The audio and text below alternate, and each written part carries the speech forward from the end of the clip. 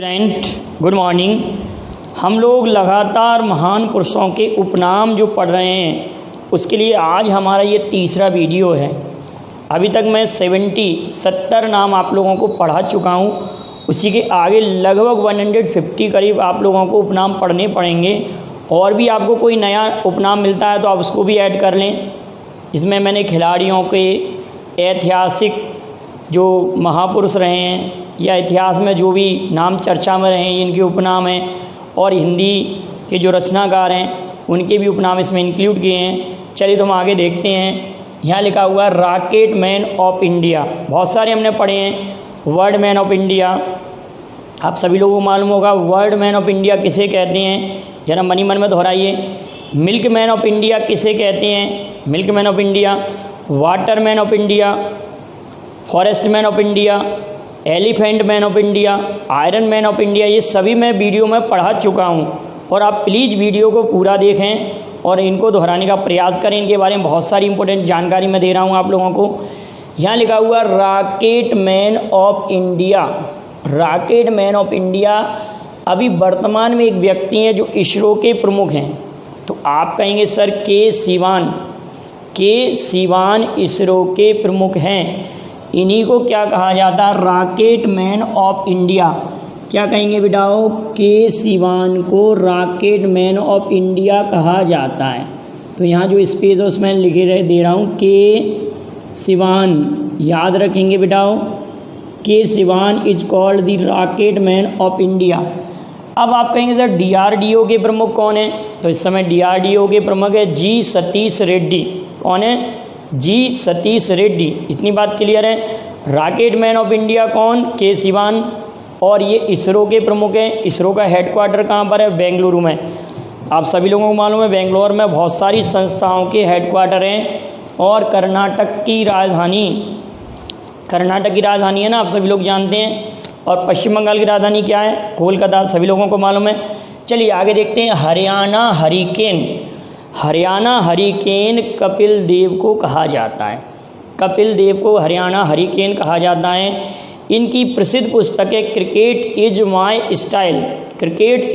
Style. Kapil Dev की पुस्तक है। और वनडे वंडर्स, आप ध्यान रखना, वनडे वंडर्स सनी डेज, ये सुनील गावस्कर की हैं। अभी 10 जुलाई को हमने सुनील गावस्कर का जन्मदिवस मनाया है। 11 जुलाई को विश्व जनसंख्या दिवस पड़ता है। आप सभी लोग जानते हैं कि हरियाणा हरिकेन कपिल देव को कहा जाता है। और कपिल देव उन व्यक्तियों में से हैं जिनकी कप्तानी में, एक महेंद्र सिंह धोनी और एक कपिल देव की कप्तानी में भारत ने क्रिकेट का विश्व कप जीता। 2020 की बात नहीं हो रही, क्रिकेट विश्व कप 25 जून 1983 को। अब आप लोग ये बताइए, एक बार कंपटीशन में आया था कि 25 जून 1983 को कौन सा वार था। आप कैलेंडर टॉपिक अगर रीजनिंग में आपने पढ़ा होगा तो आप इसका आंसर आसानी से दे सकते हैं, वैसे नहीं याद कर पाएंगे आप लोग। और 10 मई 1857 को कौन सा वार था, ये भी क्वेश्चन आती हैं जीएस में। 15 अगस्त 1947 को कौन सा वार था।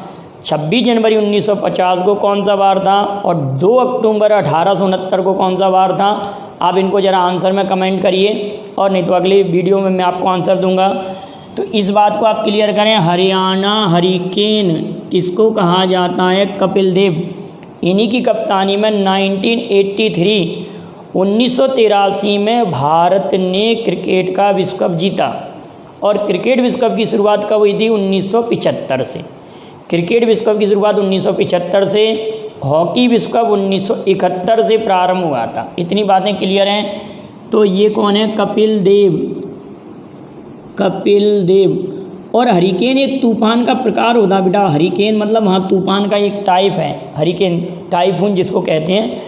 अगला लिटिल मास्टर। अधिकांश स्टूडेंट्स इसमें मिस्टेक कर देते हैं। क्या मिस्टेक कर देते हैं, वो कब क्या लगा देते हैं, लिटिल मास्टर, वो सचिन तेंदुलकर लगा देते हैं। लेकिन नहीं बेटा, इसको विशेष तौर से याद रखिए, लिटिल मास्टर सचिन तेंदुलकर नहीं है, सुनील गावस्कर। लिटिल मास्टर सुनील गावस्कर याद रखेंगे। और मास्टर ब्लास्टर हम सचिन तेंदुलकर को कहते हैं।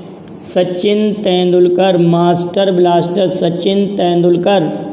अब आप एक बात बताएंगे कि एक विजय तेंदुलकर थे, तो उनका एक विवादित बयान था, मैं कई बार आप लोगों को बता चुका हूँ। विजय तेंदुलकर एक राइटर थे, एक बयान के कारण काफ़ी विवादित रहे कि जब गुजरात में चर्चा हुई थी कि गुजरात में गोधरा हत्याकांड जो हुआ था, उस समय उन्होंने एक विवादित बयान दिया था। उन्होंने ये कहा था कि अगर मोदी जी मेरे सामने आ जाएं तो मैं उन्हें गोली मार दूंगा। उसके कारण काफ़ी चर्चा में रहे थे। तो उस व्यक्ति का आप नाम बताएंगे, उसका क्या नाम है? लास्ट में तेंदुलकर ही जुड़ा हुआ है, मैं काफ़ी पुस्तकों को पढ़ता हूँ, तो उसमें ये बयान आया था, आप ध्यान दीजिए। तो उनका नाम क्या है? तो ये सचिन तेंदुलकर, ठीक है। हॉकी का जादूगर मेजर ध्यानचंद्र को कहा जाता है। और सचिन तेंदुलकर की पुस्तक का नाम तो आप लोगों को मालूम होगा, प्लेइंग इट माय वे। किसकी पुस्तक है? सचिन तेंदुलकर की पुस्तक है। हॉकी का जादूगर मेजर ध्यानचंद्र, आप अकेला ध्यानचंद्र लिख सकते हैं। इनका जन्म 29 अगस्त 1905, 29 अगस्त 1905 को हुआ था। और ये हॉकी के जादूगर कहलाते हैं। इनकी आत्मकथा का नाम द गोल या GOAL याद रखेंगे। नेताजी सुभाष चंद्र बोस को कहा जाता है, ये तो सभी लोग जानते हैं, SC बोस। लेकिन इनको नेताजी किसने कहा था? हिटलर ने। इंडियन स्ट्रगल इनकी प्रसिद्ध पुस्तक है। और 1939 में त्रिपुरी अधिवेशन में जो विवाद हुआ था, उसके कारण इन्होंने कांग्रेस की अध्यक्षता छोड़ दी थी। पट्टाभी सीतारामैया और इन दोनों के बीच में चुनावी दौर था अध्यक्ष पद के लिए। पट्टाभी सीतारामैया हार गए थे। पट्टाभी सीतारामैया आप लोगों को मालूम होगा कि मध्य प्रदेश के बाद में पहले राज्यपाल बनते आगे चल के, और उन्होंने कांग्रेस का इतिहास पुस्तक लिखी है। इन्होंने पद छोड़ दिया कांग्रेस का, और इन्होंने एक संस्था की स्थापना की थी, उसका नाम था फॉरवर्ड ब्लॉक, ठीक है, फॉरवर्ड ब्लॉक। और इनकी पुस्तक का नाम है इंडियन स्ट्रगल। महात्मा गांधी के पांचवें पुत्र। अब पांचवें पुत्र तो तभी कहेंगे कि जब महात्मा गांधी के यहाँ 4 पुत्र पहले से होंगे। महात्मा गांधी के 4 पुत्र थे, लेकिन 5वां पुत्र उनका कहलाता है जमनालाल बजाज को महात्मा गांधी का 5वां पुत्र कहा जाता है। और एक बात और याद रखेंगे, जमनालाल बजाज को महात्मा गांधी का 5वां पुत्र कहा जाता है। और एक और इम्पोर्टेंट बात है कि जमनालाल बजाज ने जलियांवाला बाग हत्याकांड के विरोध में राय बहादुर की उपाधि लौटाई थी, ये आप याद रखेंगे। भारत का उद्धारक किसे कहा जाता है? तो लॉर्ड रिपन को कहा जाता है। लॉर्ड रिपन को भारत का उद्धारक कहा जाता है। सर्वाधिक लोकप्रिय वायसराय में अगर है तो यही वायसराय था, लॉर्ड रिपन। अब आप ये बताएंगे कि पहली जनगणना किसके शासनकाल में प्रारंभ हुई थी, और पहली नियमित जनगणना किसके शासनकाल में प्रारंभ हुई थी? ये 2 क्वेश्चन आप लोगों के लिए, इनके जवाब आप भेजना। तो लॉर्ड रिपन को भारत का उद्धारक किसने कहा, इसका जवाब भी आप भेजेंगे। अगले वीडियो में इसका जवाब दूंगा। भारत का उद्धारक लॉर्ड रिपन को कहा जाता है। हमारी जाति के पिता किसे कहा जाता है? क्वेश्चन अगर ऐसे आया तो आप लोगों ने एक आंदोलन सुना होगा, तरुण बंगाल आंदोलन या युवा बंगाल आंदोलन। क्या नाम सुना है? तरुण बंगाल आंदोलन या युवा बंगाल आंदोलन। यह किसने चलाया था? तो आप कहेंगे हेनरी विवियन डेरोजियो। किसने चलाया बेटाओ? Henry Vivian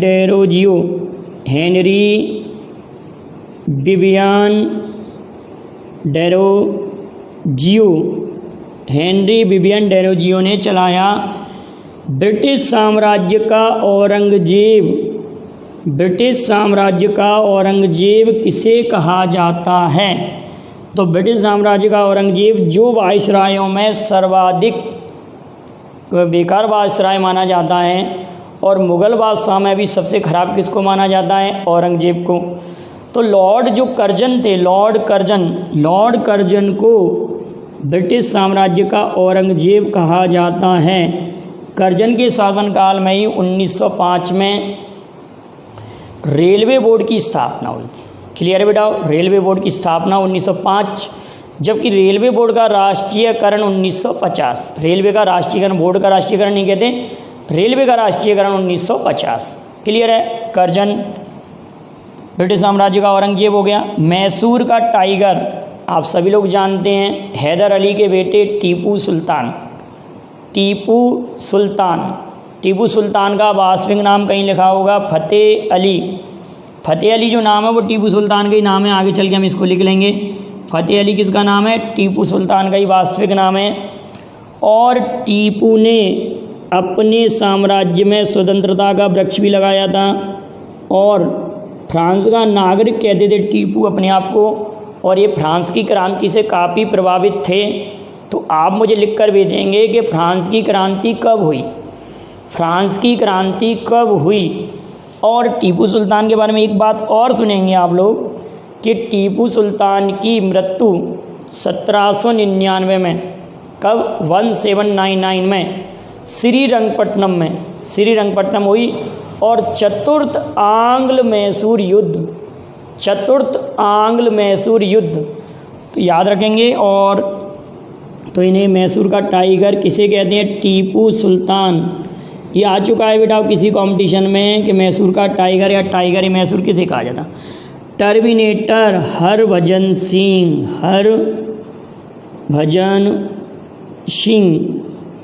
chilli major Dhyanchandra नहीं है, मेजर राज्यवर्धन सिंह राठौड़।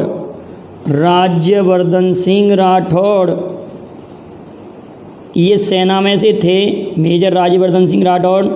और ये ओलंपिक में पदक जीते थे। अब आप बताएंगे कि ओलंपिक में इन्होंने कौन सा पदक जीता और किस खेल में जीता और किस वर्ष जीता, किस खेल में जीता, किस वर्ष जीता और कौन सा पदक जीता था।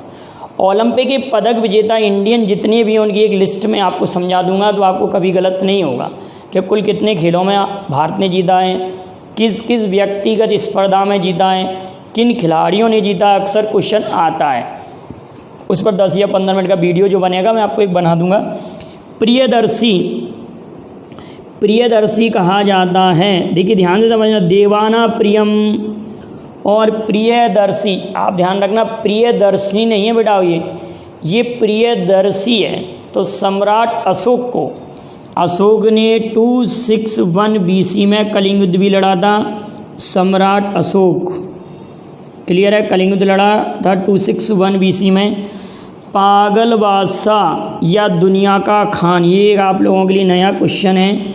दुनिया का खान या पागल बादशाह किस मुग़ल बादशाह नहीं है बेटा, दिल्ली सल्तनत के किस शासक को कहा जाता है?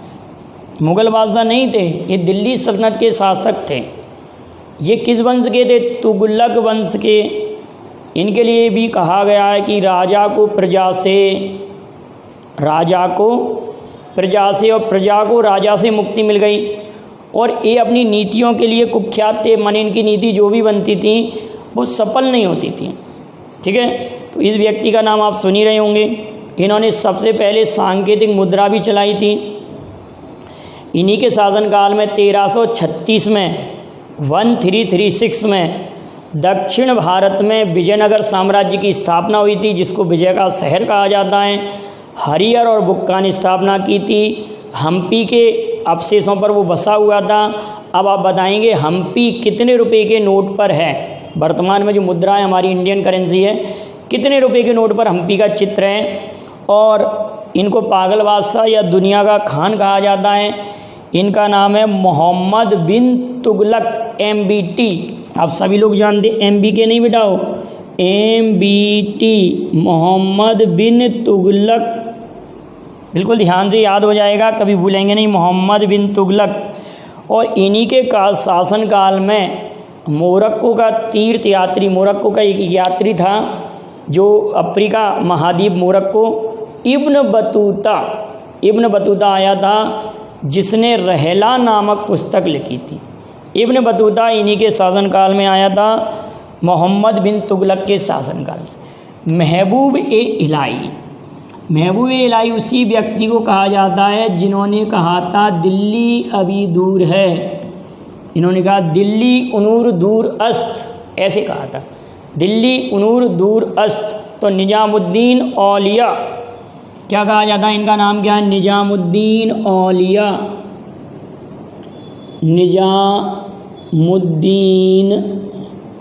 औलिया। अब 1 मिनट बेटा मुझे देखना पड़ेगा कि ये वीडियो में आ रहा है या नहीं कैमरे में।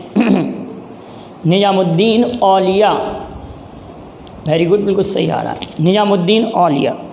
अब अगली बात हम समझते हैं महामना मदन मोहन मालवीय, मदन मोहन मालवीय, महामना मदन मोहन मालवीय को कहा जाता है, याद रखेंगे। और मदन मोहन मालवीय पर जो भी आपको जानकारी हो, इम्पोर्टेंट क्वेश्चन जो कॉम्पिटिशन में आते हैं आप लिख कर भेजेंगे। लाख वक्स दिल्ली सल्तनत में गुलाम वंश कुतुबुद्दीन ऐबक ने स्थापित किया था।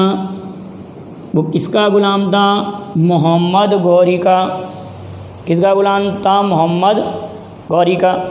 ठीक है, मोहम्मद गौरी जब विजय करके भारत से लौटता है और अपने सारा राज्य अपने गुलाम के नाम कर जाता है, तो ये जो लाख बख्श कहलाते हैं, क्यों इनका नाम क्या? कुतुबुद्दीन ऐबक, कुतुबुद्दीन ऐबक।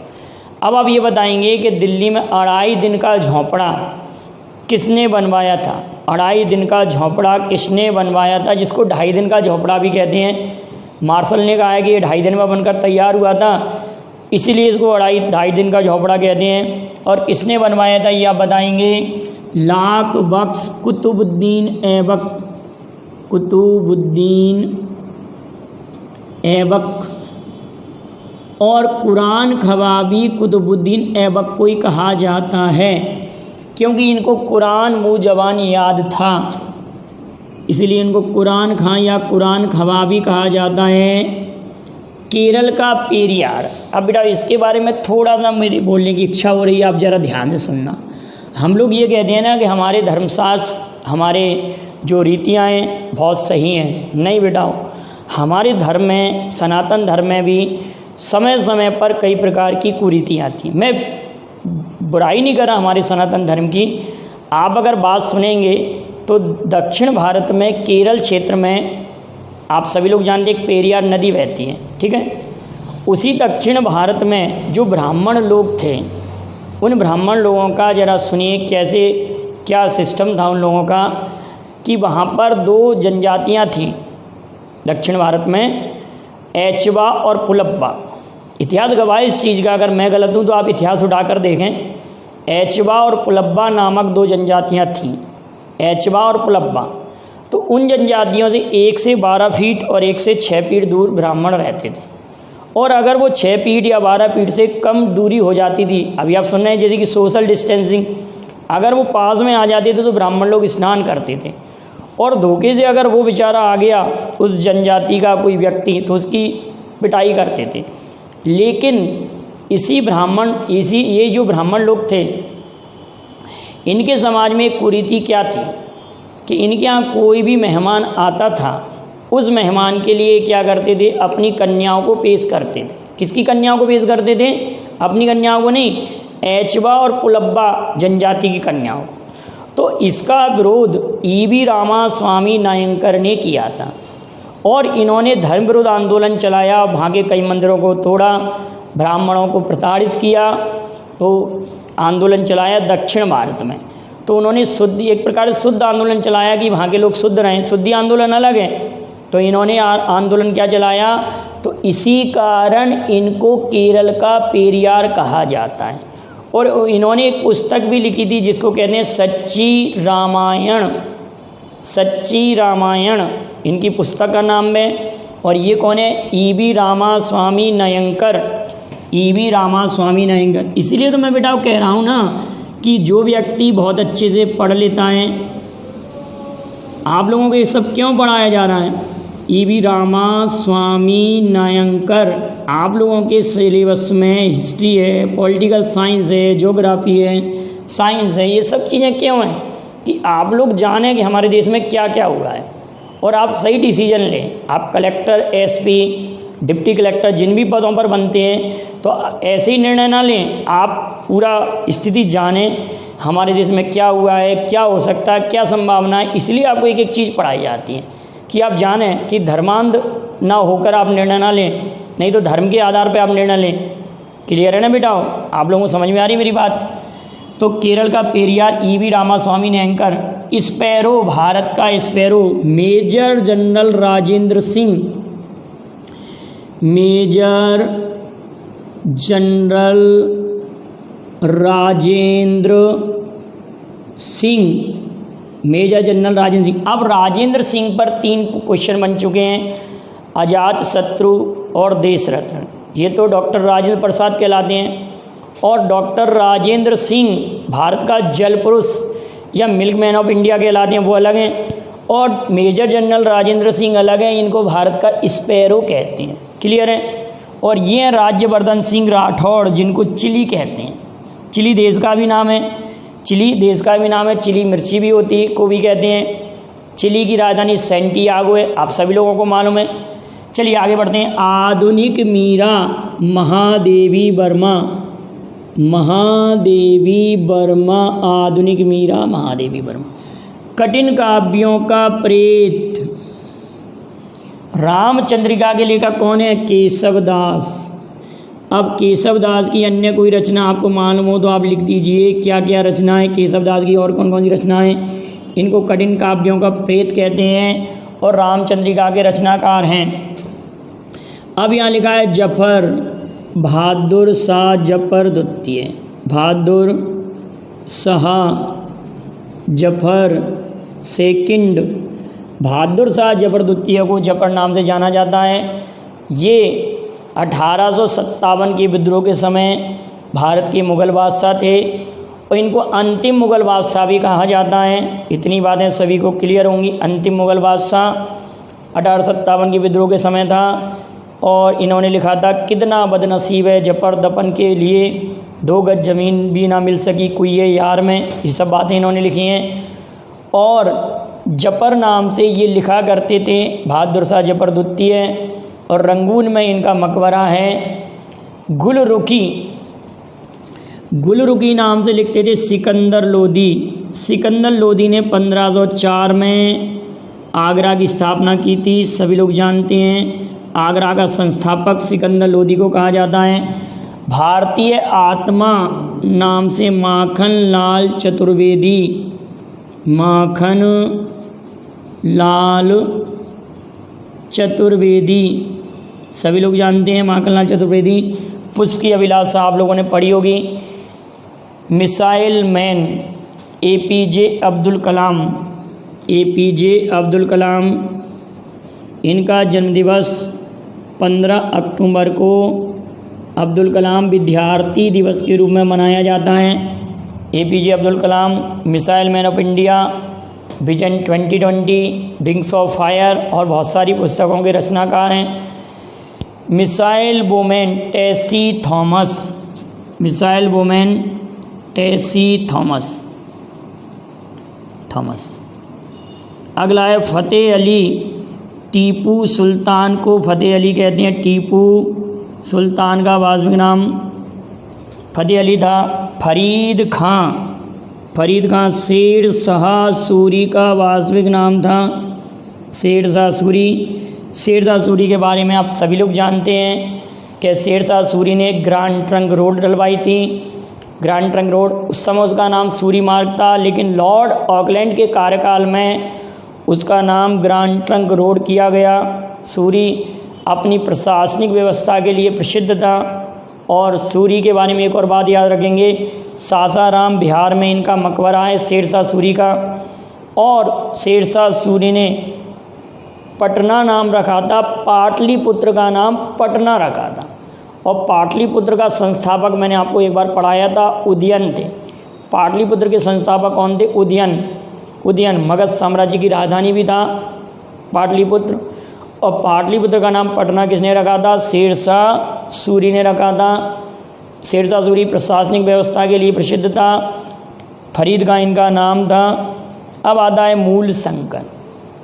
इनके बारे में कौन नहीं जानता, सभी लोग जानते हैं।